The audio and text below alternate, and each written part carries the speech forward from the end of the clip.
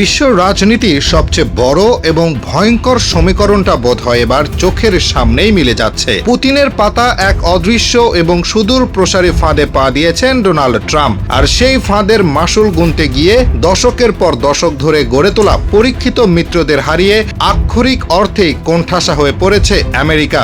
ব্যাপারটার নিছক রাজনৈতিক বাকবিতণ্ডতার পর্যায়ে সীমাবদ্ধ নেই। এটি এমন এক মাস্টার স্ট্রোক যা দ্বিতীয় বিশ্বযুদ্ধের পর থেকে টিকে থাকা পশ্চিমা বিশ্ব ব্যবস্থাকে একেবারে গোড়া থেকে নাড়িয়ে দিচ্ছে।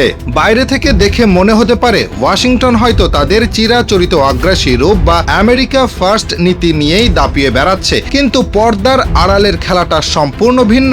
একটু গভীরভাবে লক্ষ্য করলেই বুঝবেন, হোয়াইট হাউসের প্রতিটি বিচ্ছিন্নতাবাদী সিদ্ধান্ত, মিত্রদের সাথে প্রতিটি কূটনৈতিক দূরত্ব আসলে মস্কোর সাজানো ছকেরই এক নিখুঁত বাস্তবায়ন। ইউরোপ থেকে শুরু করে এশিয়ার পুরনো বন্ধুরাও আজ ওয়াশিংটনের দিকে চরম সন্দেহের চোখে তাকাচ্ছে। প্রশ্ন হচ্ছে, বিশ্বের সবচেয়ে ক্ষমতাধর রাষ্ট্রযন্ত্র কিভাবে এত নিঃশব্দে এমন এক ভয়াবহ ফাঁদে আটকা পড়ল? সমীকরণটা মেলাতে হলে আপনাকে তাকাতে হবে বৈশ্বিক ভূ রাজনীতি এবং অর্থনীতির রূঢ় বাস্তবতার দিকে। ট্রাম্পের কৌশলগত অবস্থান, যেখানে ন্যাটো জোটের প্রয়োজনীয়তাকে প্রকাশ্যে প্রশ্নবিদ্ধ করা হচ্ছে, দীর্ঘদিনের বাণিজ্য চুক্তিতে মিত্রদের উপরই বাড়তি শুল্কের চাপ সৃষ্টি করা হচ্ছে, সেটি আদতে ওয়াশিংটনকে গ্লোবাল স্টেজ থেকে একঘরে করে দিচ্ছে।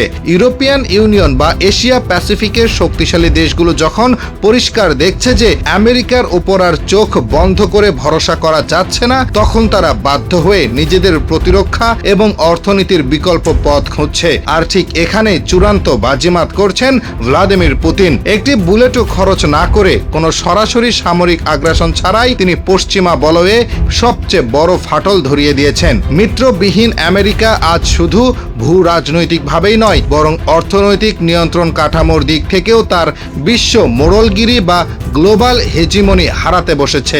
এখন আমেরিকার সামনে সবচেয়ে বড় চ্যালেঞ্জ শুধু নিজেদের অর্থনীতি বা সামরিক শ্রেষ্ঠত্ব টিকিয়ে রাখা নয়, বরং বিশ্বমঞ্চে হারিয়ে যাওয়া সেই অবিচল বিশ্বাস পুনরুদ্ধার করা। পুতিনের এই সাইকোলজিক্যাল ওয়ারফেয়ার বা মনস্তাত্ত্বিক ফাঁদ থেকে ট্রাম্প প্রশাসন কি আদৌ বের হতে পারবে, নাকি মিত্রবিহীন এই নিঃসঙ্গ যাত্রায় হতে যাচ্ছে সুপার পাওয়ার আমেরিকার নিঃশব্দ পতনের প্রথম অধ্যায়? আপনাদের কি মনে হয়, ট্রাম্পের এই একলা চলো নীতি কি সত্যি আমেরিকার জন্য আত্মঘাতী, নাকি এর পেছনেও রয়েছে আমাদের অজানা কোনো কাউন্টার মাস্টার প্ল্যান?